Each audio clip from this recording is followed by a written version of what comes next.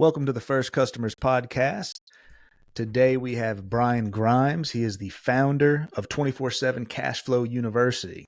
He's done over 300 full gut renovations on properties that are now part of his real estate portfolio. Brian, welcome to the show. Thanks for having me. Really appreciate it. All right. So you've got the 24/7 Cashflow University. Maybe you can give us a brief description of your overall business, and then we can get into who your target customers are and how you got those first customers. Yeah, what I spend my time doing now is kind of more or less, the same as building properties, typically buy and hold rental properties in multiple cities, kind of out of town. So I'm doing investments in Philly and the Baltimore markets, Delaware, Jersey, and parts of Texas. So kind of scattered site. And I spend time with the 24/7 Cashflow University just building other developers. So I built, over 300 properties and kind of looked around and said, how can I have more impact? And how I decided to do that is by just building other developers that can go into their community and experience similar results and scale their own real estate operations. Okay. So for the university, and that sounds like training for real estate developers, that's focused on? Yeah, it's focused on education. So many people who want to kind of get their way out of the 9 to 5 into cash flow and real estate. So helping people to make that transition. It's not the easiest to make, but with a blueprint, it certainly is much more streamlined. Okay. So you've kind of got two different layers of customers, it seems like. You've got the rental property customers themselves, like the actual tenants. That's one layer. And then you've got the course kind of target audience of people who want to do what you're doing at the higher level. Definitely. All right. So let's start with the university side of it. So how do you define and target and sell those course customers? I think to me, it's less selling and it's more about just education. So it's really about putting out the right education and meeting people where they are. You can get into heavy sales and try to sell things, but to me, when people feel sold, they get a lot of buyer's remorse at the end of the day. Nobody likes to feel sold. People love to be educated, and people love to get tapped into things that actually work and allow them to accomplish their goals. So that's kind of how I view it is, my job is to stay on top of the market, give people the real unfiltered education that they're looking for. And naturally, the people will kind of self-select themselves who want to work with you one-on-one. Like my mentorship program is a one-on-one program. So I'm working with, the people who want to be worked with one-on-one and educating them, watching over their back, helping them to get deals done and, build passive income and build their own portfolio. So to me, it's more telling than selling. Okay. And so do you accomplish that by putting out like free content to draw people in? And then there's some kind of upsell? Yeah. There's definitely a ton of free content. I'm on Instagram, I'm on YouTube, I'm on LinkedIn. I do a live call every week that people can tap into. We do have, free trainings and different type of what I would call like a lead magnet where people can tap in and get free education and get a peek underneath the hood of what we do. And then kind of from there, if they want to take things further, you can book a call, talk to me and my team one-on-one, and kind of, tap into one of our mentorship programs that we have. Do you see one platform performing better than others right now? Yeah, I think it's almost like a yes and no, because at first I was exclusively on Instagram and Facebook, and I thought the leads are okay, and I had some success. But then when I made the transition to YouTube, I found that the profile of YouTube's consumer, which is the people that are just watching that platform, they're there for education. They're there for the how-to guides. They're not scrolling down their newsfeed looking at pictures of their grandkids. Like they're trying to learn how to do something. So I think the buyer's intent was a lot higher because people are going to YouTube to solve their problem. But then what I did learn as I doubled back to Facebook and Instagram is some of it is about the stage that you're at as well. And I guess your organic marketing, your platform development, your offer. What is your core offer? Because when you start doing anything, your offer changes over the course of time. If you're iterating and trying to meet different market needs, you start to learn your customer better, and you can therefore create a better offer for them. So as the offer changed, you still can attract the right prospect almost on any platform. So there's like a combination of the two, but I would say the YouTube nut is a bit harder to crack in terms of putting out that perfect ad that can pull people in at a specific pain point. And fishing in that marketplace. How do you target your ads? It's a little different. But I found YouTube to be, once you crack that code, very, very profitable because of the buyer's intent that exists on YouTube. Whereas it's just a little bit different on Instagram Right. and Facebook. Yeah, you're interrupting somebody scrolling on the other platforms with the display ads, and it's Yeah, a lower chance that they'll be interested. You're just yeah, hoping they're in the mood to, yeah, like you're saying, get into education, solving a problem, where that's kind of built into YouTube. yeah, Now, I guess they're trying to change it up a little bit with their little the YouTube Shorts, where it's that similar kind of just scrolling through tons of little micro content, but yeah. you can still grab people out of that, I guess. Now, you mentioned ads on YouTube, so you're posting organic content and then also turning some of it into ads? Yeah, I learned from a guy, Vince Reed, he's got a cool program called Systematize. And I kind of took a lot of principles from him, from I can't remember this guy's. I think Tommy Powers. He has a good program. I took his course content as well, and yeah, it's kind of a combination of putting out organic content. I put out a ton of YouTube shorts almost daily. I'm putting out Okay. shorts, but also creating educational content that you can do kind of pay-per-click ads on to just educate people. So it is my organic content, just with a little bit of muscle behind it, a little bit of gasoline, behind it, and then a focus on getting more subscribers and really building the channel.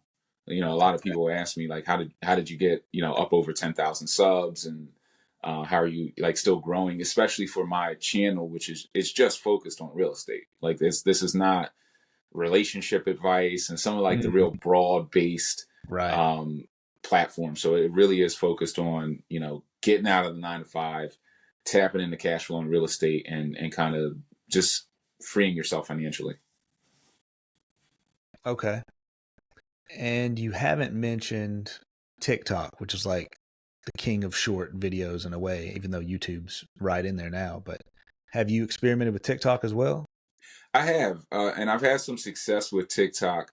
I think the thing with TikTok is the ad burnout rate is substantially higher. So you could run a successful Okay. ad on YouTube for years. I mean, there's Mm. one real estate ad on YouTube where the guy's like trying to teach you about commercial real estate. It's been running for about 10 years, and it's Wow. still successful. Like, they don't run ads on YouTube if they're not successful. On TikTok, the burn rate is usually in a matter of weeks. So Hmm. even the most successful ads will typically burn out in like 6 weeks. So unless you're going to constantly iterate and create more and more and more ads, which you can do, um, I Yeah. found TikTok to be a little bit more active versus more of a passive strategy of just getting that one perfect ad, fine tuning it, and then just parking Huh. it and let it do what it does. So they kind of optimize towards fresher content, maybe, as far as the I think algorithm. they get it. The algorithm is so powerful on TikTok that they get it out fast and they get it out to everybody, and it's cheaper, Okay. so they run it more. And Gotcha. it just burnt. It's just So you yeah, get it a just bigger burnt. initial spike, maybe. Yeah, the initial Yeah. spike is insane. I mean, you're getting like 30 cents per lead. Like when Yeah. you're first starting, like, it's insane. But then when it burns out, it's like $5 a lead. So yeah, there's an initial spike on the new ad, and then once you hit 80, somewhere between 80 to 100,000 views, then it starts to kind of tinker out a bit. Okay. Now, I think it was the last guest on the podcast. They experimented with influencer based ads on TikTok where it wasn't uh, them just paying for promotion. It was, finding that right influencer that matched up with them and then letting that influencer create a video about what they offered. Theirs was a software product, so it's a little different field, but have you tried that style of advertising yet? No, and I think you hit the nail on the head. There's different things you can promote for, like e-commerce, Yeah. software. Some of these things are product based where there's a use Right. value to them. For me, there are ways where you can do that, but it would be more of like a shout out style type of, Yeah. Like a go testimony. follow him. Yeah, yeah, it would be a little bit different. So I focus mostly on building my own platforms. I mean, there's two things you can do: borrow from someone else's platform, or just try to build Mhm. your own. So I focused on kind of putting my boots to the ground and just building my own platforms. So you mentioned optimizing for subscribers, building your own platform. Does that mean like the goal that you're optimizing for with your ads, you'll lean more towards the subscriber goal versus like getting a conversion or a sale or that kind of thing? I would say it's a combination of the two, because and they all feed into each other. So what I found is that the more subscribers you get, if people subscribe, they're going to get retargeted, with Right. your ads, and they're going to be more familiar with you from your educational content. To me, it's all about educating. Even the ad itself, like my best performing ad is an educational ad. It Okay. teaches you three core skill sets in like 60 seconds, essentially. So So it's like the education ad is as content ad, itself. yeah, yeah, Yeah. it's ad as content and education as ad. So it's all about Mhm. having educational content that pulls people into wants to learn more, and then delivering on that more, actually, providing them with value. If all you do is put out value, there's going to be a conversion there, because you're going to be doing more than most people who just stand in front of a Lamborghini and go for pure marketing, but they don't have value. Yeah. They don't have substance. Yeah. So I'm like the anti-hero when it comes to that. I'm unshaven. There's no Lamborghini. It's just pure Yeah. education. And therefore you will attract the people who are truly looking for that and not looking for like the flash. That's cool. Okay. So you focus most of your effort on, you said YouTube and what else? YouTube, Instagram, Facebook. Okay. Gotcha. All right. Um, so what would you say is your niche that you focus on within, all this content, education related to real estate development, but is there a narrower niche that you focus on? I would say yes and no. I mean, I focus in a lot of different areas of the investment sphere. So we teach buy and flip, buy and hold, BRRRR strategy, creative financing. So how to invest without cash or credit, how to get in front of motivated sellers, target pre foreclosure. So we're essentially hitting a lot of different pain points. But what makes me a bit different is I work with my people one on one. Most of these mentors or quote unquote gurus out there, they're just glorified group courses. Like they don't spend any time with anybody, and most of the people don't get results. One on one mentorship gets that 90% of people who don't get results from group courses the results. Um, so I would say that's different, but also the fact that we teach you multiple investment strategies. So we're not just teaching you like, hey, here's how to Airbnb, and if that stops working, or the city bans it, like they've done I think they did it in Austin. They banned Is that right? Airbnb in like single family residence areas, I believe. Oh, wow. So Okay. then your Airbnb strategy doesn't work. So people actually will come to Yeah. me because they're like, wow, Brian's actually teaching me multiple ways to invest. So if one stops working, I can pivot and still make money in this Right. game. And that has been, foundational and unique. So multiple strategies, so you can be a free thinking investor, and then, one-on-one mentorship. Somebody who's really done hundreds of Cool. deals and is going to work with you one-on-one to fill the gaps and get you over those hurdles. Okay. All right. So if somebody is starting out right now, I think understand how you get your clients for the Cashflow University. A lot of content marketing, a little bit of advertising behind it. It makes sense. And it's cool to hear the specific insights of the performance you're seeing on the different platforms. Now let's look at the real estate kind of boots on the ground side of things, of actually being a developer, having to get tenants. Let's talk about kind of the first customer's angle of that. Let's say you're a new developer just starting out. I can use myself for an example. I've got 2 rental properties in another state, and I've just done that strategy. Probably it might be a common thing where you live in a house for a while, you move to a Yeah. different house, you turn the last house into a rental property.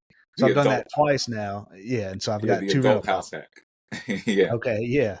And so I'd love to do more aggressive stuff or more, varied type things. So I'm super interested to hear your strategies on the 24/7 cash flow side of things. But let's just say somebody's starting out, maybe they got their first rental property. How do they go about Like getting tenants? tenanting it and kind of Yeah. getting the word out there. I mean, there's two ways to do it. One is to do it yourself. One is to do it with a property management company. I would recommend when you're first getting started, kind of doing like a combo of each. Like you almost do want to try to tenant your first property. Um, and then you don't. Like you do if you have some type of mentorship and you know what you're doing.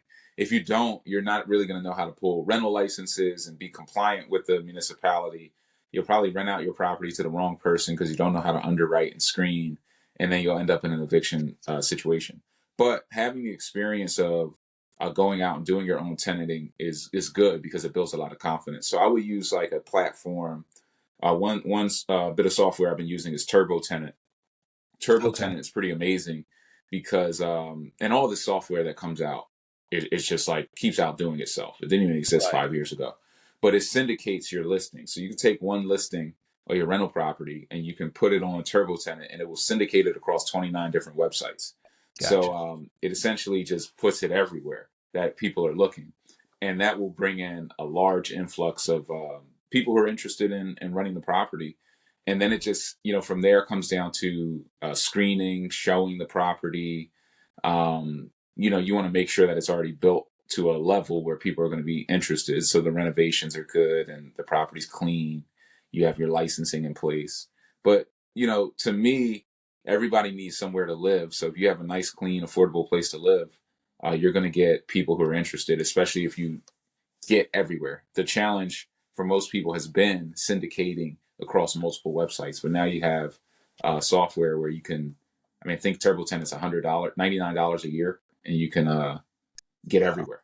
So it's pretty Yeah. amazing. Super affordable. Yeah, we started using a software called Door Loop. I don't Yeah, know if you mess with I've that heard of one. it.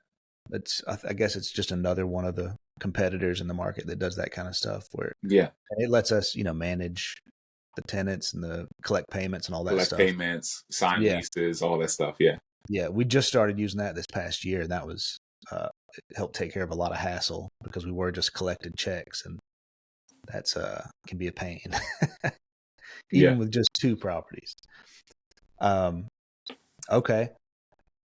So what kind of a portfolio mix do you recommend? Like for me, so I'm sitting here, I've got 2, residential single family properties. And I've heard that's like the worst, least profitable way to kind of set up your real estate portfolio because it requires the most work with least profit per unit or whatever. Everybody that I've heard talks about you got to get into multifamily and that kind of thing. Can you talk a little bit about that kind of portfolio mix strategy of how to kind of allocate your resources? Yeah, I mean, I think owning properties, any type of rental property, is better than just not. So even single family versus multifamily, that argument will only last if you have one property. Once you have multiple properties, even if they're single family, you have multiple streams of income. So it kind of takes the edge off. Like the purpose of multifamily is that you have multiple streams of income. So if one person stops Mm-hmm. paying, the other one still is, and the volume offsets some of the risk. If you had three single family properties that were cash flowing, the cash flow from the two that were still paying would offset the maybe the mortgage on the one that was non-paying, and you still be in a pretty good position.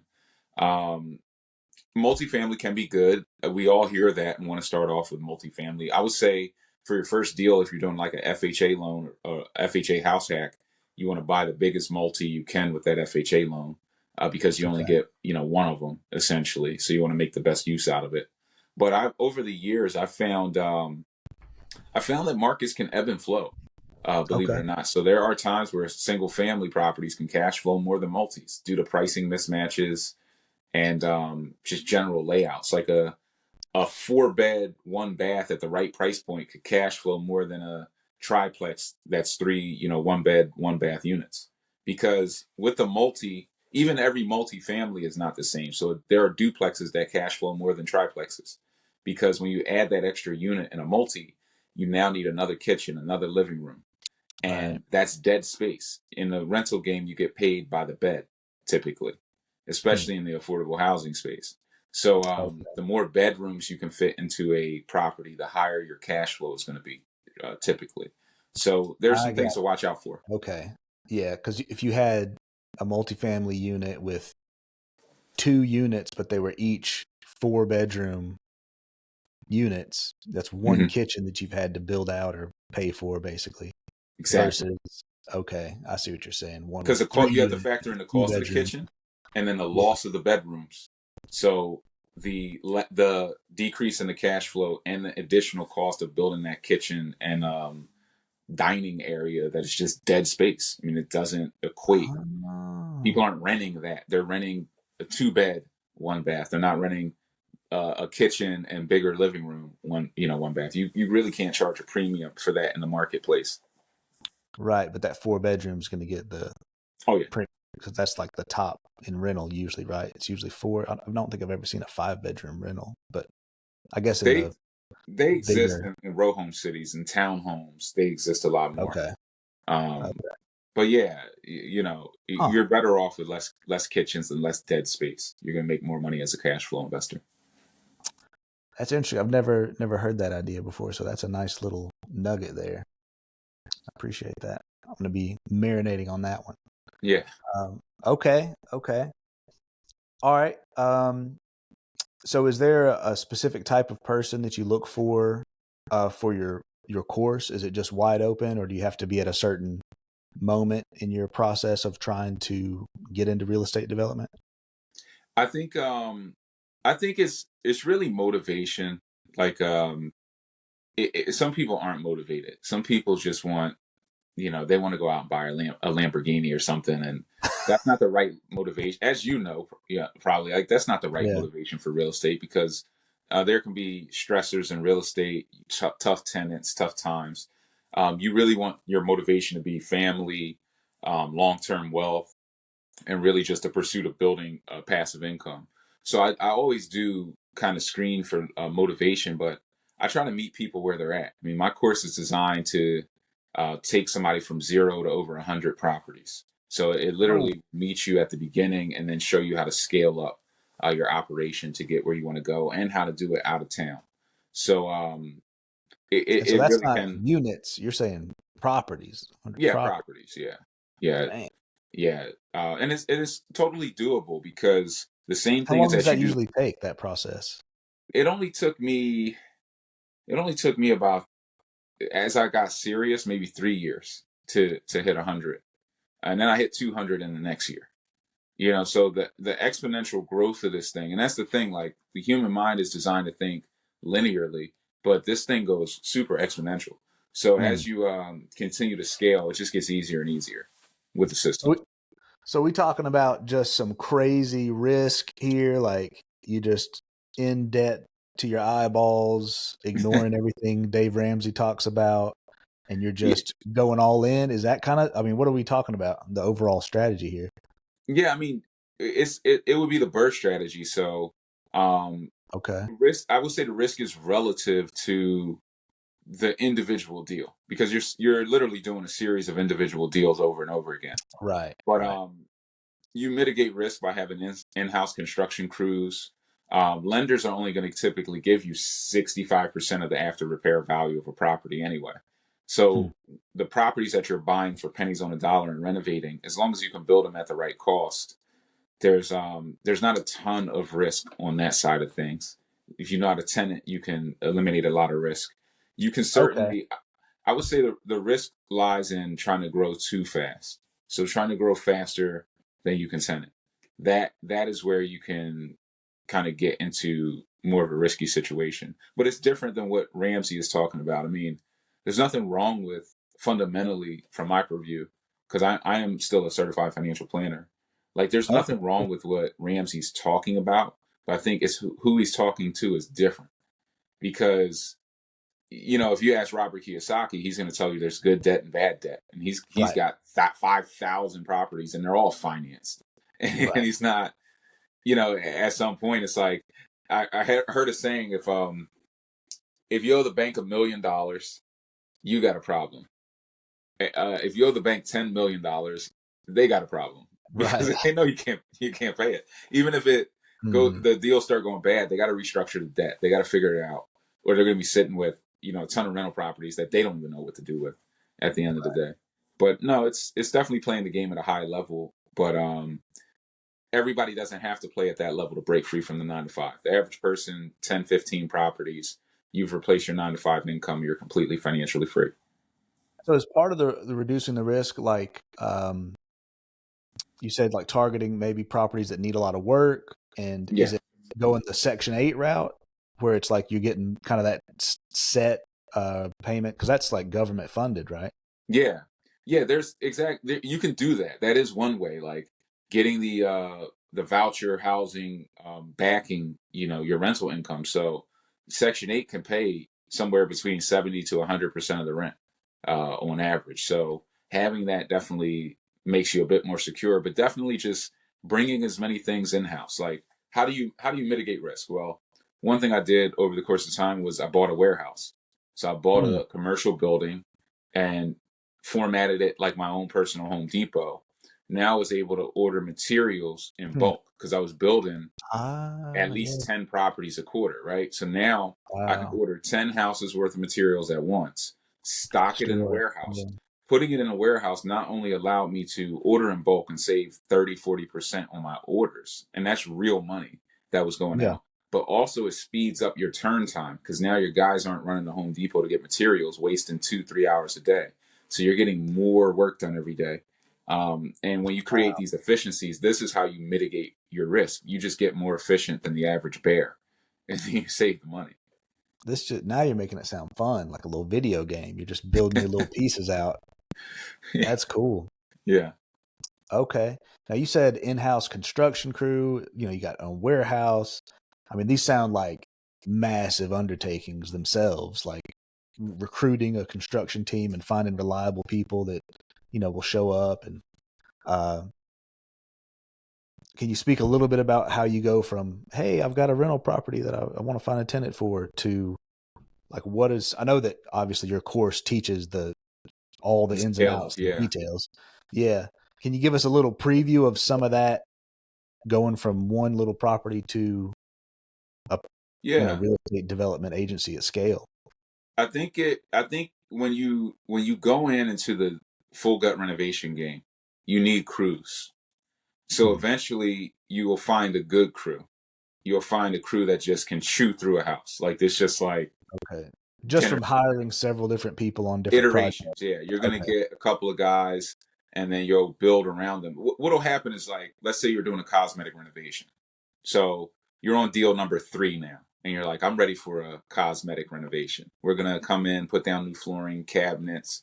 We'll redo some of the plumbing, some of the electric, TLC the roof, new windows, and then paint. Get out. So as you're doing that process, you're going to have to interface with an electrician, a plumber, a HVAC tech, a roofer, some interior guys who can do flooring, paint, and you start to assemble a little crew. And then a light bulb goes off, which is, if I keep these guys together and I can buy for 20 cents on the dollar and build at 45 cents on the dollar, and the lenders will give me 65 cents on the dollar, I can put a play together. I can go out and Hmm. find properties that can keep these guys busy and build at a certain cost that allows me to keep these properties, refinance my money out of them, and just tenant them and rent them. So then you start to do 2 deals at once. You line up more food than they can eat. And that's how you keep the crew. And as you keep doing that, they do 2 deals, then you get 4. then they do 4, then you get 8. And once you get 8, you double the size of the crew because they're talking. Contractors know contractors. So then they Mm-hmm. start pulling in more guys. And eventually it will just continue to iterate, and the lenders will get more and more confident until you can scale and scale and scale. So it kind of happens on all fronts. Lenders are greedy. So once they see, lenders are greedy and they hate new people. So once you become somebody who's successfully executed on a renovation and you're coming back for more, they start increasing their exposure to your operation because they don't want to invest in somebody new who's unproven. So their greed is naturally going to be there to fund this operation. So then it's just your ability to find more deals, and the crew wants more work to build. So it becomes part of an ecosystem. It's not something you have to even aggressively do. There is a sweet spot to it, but the average bear could scale up to 10, 15 deals a year with a smooth system, not be completely Yeah. stressed out, and just execute. You don't have to, do what I've done, like 100 deals in a year. You don't have to do that. Right.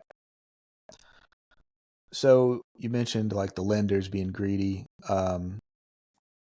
Is there a way to find that first lender? Because if you're, this show's about the firsts, Yeah. first customers, first everything.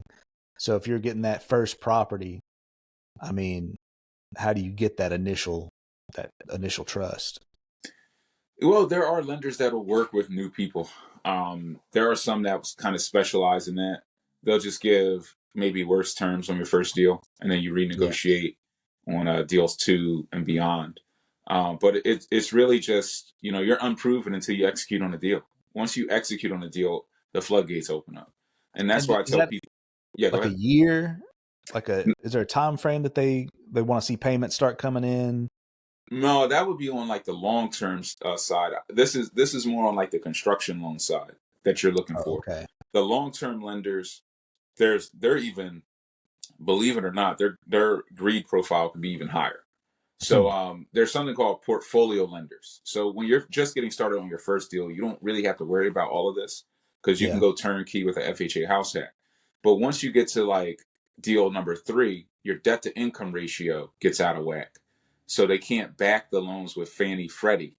So now you're in the non-QM, the non-qualified mortgage space, and you're dealing with portfolio lenders. And what they do is they underwrite big portfolios of loans, $600 million of debt every 6 months, and they package it and sell it to big national land Right. trusts who service Right. debt.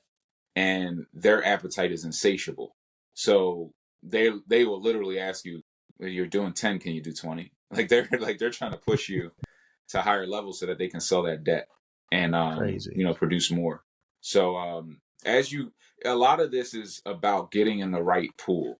So some people, they Hmm. will stick with, like, they're trying to go to Bank of America to get the money, and they're telling them no, and they're like, "Oh, I guess I can't do this."